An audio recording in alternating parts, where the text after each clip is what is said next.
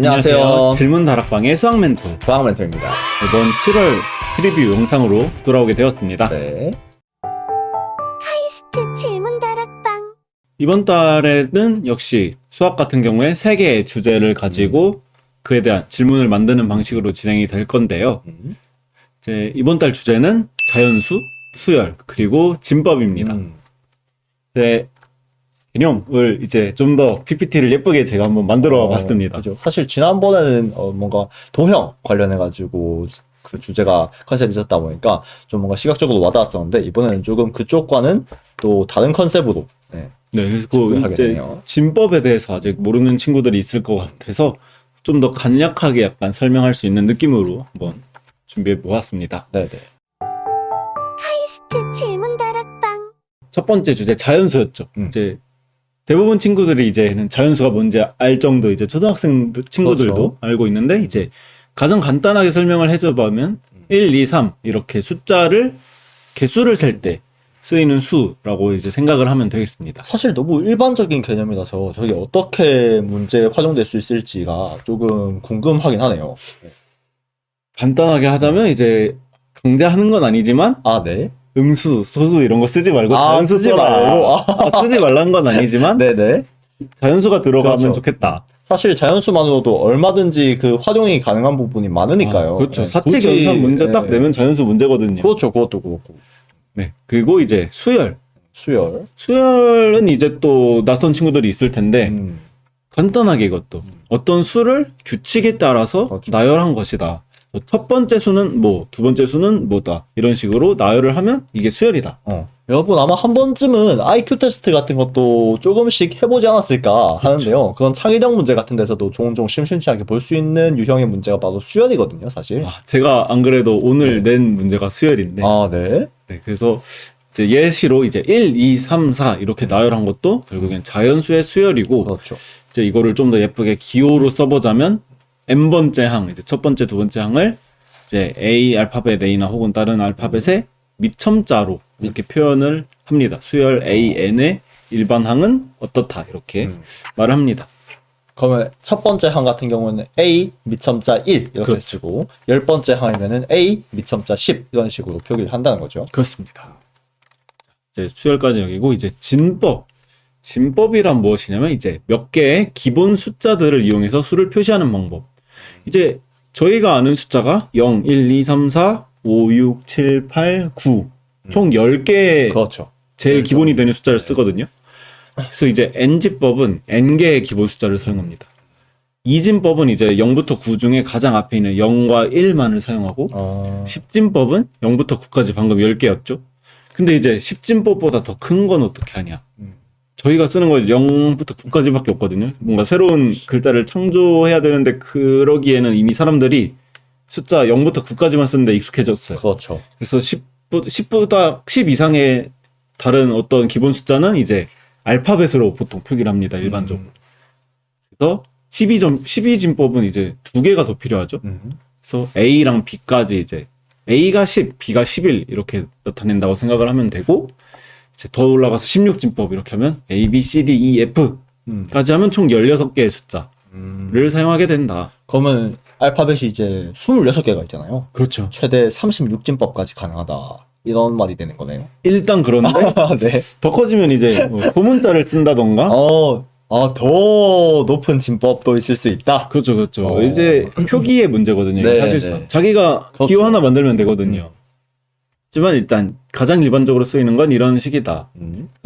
얘네를 어떻게 표시하냐? 이제 한 자리 기본 숫자를 한 개 사용하면 한 자릿수인데 이제 2개를 쓸 수도 있고 우리가 10, 11 이렇게 쓰는 것처럼 자릿수가 올라가면 수가 이제 더 커지는 그런 형태로 이제 표기를 하는 거다. 저는 이제 제가 예전에 학생 때 네. 공부를 할 당시에 진법 문제가 나오면은 도대체 왜 이런 진법을 사용하는 건가 하는 의문이 굉장히 많이 들었거든요, 정말. 그래서 이게 활용 문제로 굉장히 그나마 그런 의문을 풀어주기 위해서 많이 활용을 하는 것 같더라고요.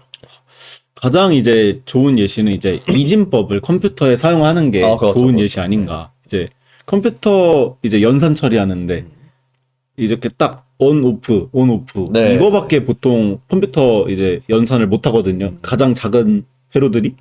그래서 이제 이진법을 쓰는데 이제 막 최근에 뉴스도 있어요. 이제 삼진법을 활용한 컴퓨터가요? 네. 컴퓨터가 삼진법을 이제 활용한다? 온오프 말고 다른 기능이 있는 건가? 중립 뭐 이런 건가요? 그렇죠. 이제 그런 거 할 때도 진법이 필요하다. 신기하네요. 그건 그쵸, 정말. 네. 이제 여러분이 컴퓨터에서 보는 막 가장 큰 숫자 21 어쩌고 저쩌고 저쩌고 이런 숫자도 이런 진법에서부터 비롯된 건데 여기까지 네. 알면 좋을 것 같습니다. 그래서 예시로 이제 1부터 7까지 이렇게 진법별로 표현을 해보자면 보면은 이제 1은 전부 다 1이에요. 똑같네요. 네. 근데 2는 15번인데요? 다른 건 있는데 네. 이진법은 2를 쓸 수가 없어요. 여기는 네. 1밖에 못 써요. 그래서 1 다음에 표현할 수 있는 가장 그 다음 숫자 뭐냐? 1, 0. 두 자릿수로 넘어가고 이제 첫 번째 자리는 0. 그럼 저건 어떻게 읽나요? 1, 0. 그냥 1, 0이라고 읽나요? 카이스트 질문 다락방. 어렵네요. 보통 10하고 이진법 이런 식으로 해도 되지 않을까? 네. 읽는 법은 저도 배워본 적이 없어요. 10하고 이진법 이렇게 소문자로 밑에 첨자로 일단 예, 표기법은 네. 그렇습니다. 그래서 이제 숫자가 커짐에 따라서 이제 삼진법도 이제 3을 쓸 수가 없으니까 네. 두 자리로 넘어가고 오진법은 5에서 5를 쓸 수 없으니까 두 네. 자리로 넘어가고 이렇게 언뜻 보기에 10진법과 12진법은 똑같이 표기하는 것처럼 보이네요. 일단. 저 7까지는 일단 변화가 없고 다음 장으로 넘어가 보겠습니다. 네. 이제 9까지도 똑같아요. 10진법과 12진법은. 근데 이제 10을 표기하는 방법이 10진법에는 이제 9 다음 수를 어떤 기본 숫자 하나로 표현할 수가 없어요. 그래서 1 자릿수를 하나 높여서 1과 0 이렇게 네. 표현할 수 있는데 12진법엔 9 다음 수는 A다. 그러니까 A로 딱 표현하면 우리가 알던 10을 표현하는 것이. 이렇게 보니까 살짝 헷갈릴 뻔 했는데요. 저도 12진법에서 중간에 알파벳 나오다가 갑자기 다시 숫자로 바뀌어버리고. 그렇죠. 이제 A는 10을 나타내는 기본수, B는 11을 나타내는 기본수. 그럼 이 다음에 12를 나타내는 기본수가 12진법이었거든요. 네. 그럼 이제 자릿수가 올라가야 된다. 네. 그래서 10과 같이 이렇게 표기가 됩니다. 이렇게 더 커져도 이게 진법별로 이렇게 하나하나 증가하면서 보면 여러분도 규칙성을 찾을 수 있을 거예요. 네, 이제 뭐 16진법 때도 여러분이 할 수 있겠죠? 네. 카이스트 질문 다락방. 그래서 이제 문제를 한번 이걸로 제가 만들어 봤는데요. 네네. 자, 이제 주어진 수열의 규칙성을 찾아보자. 이제 지금 수열 5개 항을 제가 처음 거를 가져와 봤습니다. 2, 10, 12, 21, 102. 그냥 저 5개의 숫자가 순서대로 나열돼 있다라는 걸 저렇게 표현하신 거죠? 그렇죠. 이제 네. 첫 번째, 두 번째, 세 번째, 네 번째, 다섯 번째 항이 이렇게 2, 10, 12, 21, 102. 그래서 이제 여기 제가 규칙을 하나 숨겨놨거든요. 규칙. 네. 뭔가 이번 컨셉이랑 연관이 있는 규칙이겠죠? 그렇죠. 네. 수열도 있고 자연수도 있고 진법도 있고 여기까지 말하면 안 되는데. 그래서 A6의 값은 무엇이냐? 네네. 그리고 찾았다면 이제 혹시나 우연히 맞출 수 있잖아요. 그래서 정말 숨겨진 규칙이 무엇인지 한번 생각해보는. 생각해보고 검증하는 설명까지 과정이죠. 해주면 이제 그죠. 완벽한 답안이 되지 않을까 네. 생각해봅니다. 혹시 감이 오시나요? 딱 봤을 때, 아까 전에, 너무 큰 힌트를 그죠. 줘버린 것 같기도 제가 하고. 바로 이걸 언급해버리면은 여러분들이 풀 재미가 없어져 버리니까, 네. 이번은 그냥 패스하는 걸로. 네. 사실 진법이 아닙니다. 그런가요? 와, 이거 고도의 심리전인가요? 여러분이 한번 판단해보면 좋을 것 같습니다. 알겠습니다. 카이스트 질문 다락방. 과학 주제로 한번 넘어가 볼 텐데요. 이번 7월 과학 주제는 바로 기상기술자입니다. 기상기술. 이제 여러분들 매일마다 날씨를 확인하실 거 아니에요. 특히나 요즘에는, 굉장히 날씨가 변덕스러운 경우가 많아요. 그리고 날씨 예보와 일기예보와 맞지 않는 경우도 굉장히 빈번하고요. 그렇기 때문에 이제 일반적으로 사람들이 도대체 기상청 뭐 하냐, 날씨 좀 제대로 맞출 수 없냐, 이런 얘기도 굉장히 심심치 않게 들리실 건데, 그런데 정말 놀랍게도 저희 나라의 기상 관측 기술이 굉장히 세계적으로 우수한 정도의 수준이라는 것을 이번 과학 프리뷰 질문을 소개를 해드리면서 같이 알아볼 수 있을 것 같아요. 이제 이 프리뷰 영상, 소개해드릴 영상에도, 이야기를 하고 있죠. 세계적으로 지금 굉장히, 이런 자연재해가 빈번하다. 그렇기 때문에 이런 자연재해에 대해서 예방하고, 그 대처를 하기 위해서 기상 관측 기술 역시 그에 따라 발전을 해야 된다라고 하는 건데, 저희 나라에도 이제 대처의 일환으로서 이렇게 굉장히 높은 사이즈의 관측탑이 이미 존재를 하고 있다는 거죠. 이러한 형태의 관측탑이 세계에서 단 4대밖에 없다고 해요. 그 정도로 이제 저희 나라의 기술 관측 능력이 우수하다라고 하는 것을 먼저 소개를 해드리고 싶고요. 이런 관측탑에서 그럼 뭘 하냐? 관측탑을 통해서 일단 고도별로 굉장히 많은 양의 데이터를 수집을 하게 됩니다. 높이에 따라서 날씨가 어떻게 변하는지 그런 데이터를 수집하는 것이 굉장히 중요하다고 하거든요. 사실 10m만 위로 올라가도 뭐 기온이라든지 아니면 풍향이라든지 바람의 세기 등등이 상당히 차이가 난다는 것을 우리가 알 수 있을 건데요. 그런 수평적인 말고 수직적인 데이터가 그 날씨 예측에 있어서 굉장히 중요한 요소라고 합니다. 자, 그래서 이렇게 다양한 고도의 날씨 기후 데이터를 취합해가지고 분석한 다음에 예측을 해야 되잖아요. 미래는 어떻게 양상이 되어갈 것인가. 이것을 분석하기 위해서는 굉장히 많은 양의 연산량이 필요합니다. 연산이라고 하는 것은 일반적으로 당연히 컴퓨터가 진행을 하게 될 텐데, 그렇기 때문에 우리나라에서 이런 기상 데이터를 분석하기 위해서도 굉장히 우수한 퀄리티의 컴퓨터가 필요하고요. 그렇기 때문에 또 보유하고 있는 것이 바로 슈퍼컴퓨터. 당연히 보유하고 있을 수밖에 없거든요.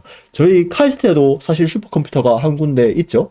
카이스트 지부 내, 그 부지 내에도. 그죠?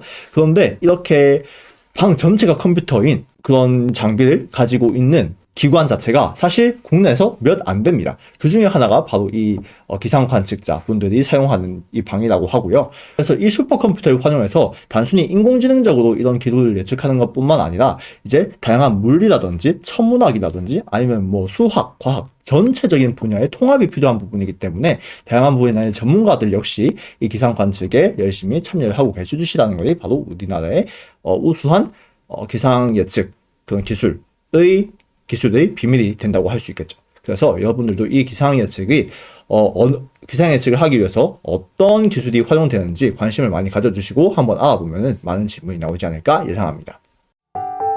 카이스트 질문다락방. 자, 그래서 이번 7월 프리뷰 영상 이렇게 소개를 마쳤는데요. 아마 여러분들 기말고사 일정도 곧 다가올 거고 마무리를 하는 시기이기 때문에 굉장히 바쁠 거라고 예상을 하지만 여러분들 질문 다락방에도 많은 관심 가져주시면 좋겠습니다. 네, 그래서 여러분이 매번 업로드 시기를 혹시 잘 모를 것 같아서 한번 맞아요. 요약을 드리자면 이제 매달 15일 이제 전후로 이제 그쵸. 수요일에 업로드가 되는데 이제 7월달 같은 경우에는 13일은 좀 너무 이른 감이 있어가지고 그쵸. 이번 달에는 29일에 7월에 업로드될 예정입니다. 네, 리뷰 영상이 20일에 그쵸, 업로드될 예정인 거죠. 네, 그리고 이제 프리뷰 영상은 매달 마지막 날에 네. 이제 그 다음 달에 업로드되고 영상이 있으니 업로드 되고 있습니다. 네, 그때 기다려주시면 좋겠습니다. 네, 그러면 여러분 이제 7월 질문도 한번 기대해 보도록 하면서 여기서 마치도록 하겠습니다. 네, 모두들 안녕.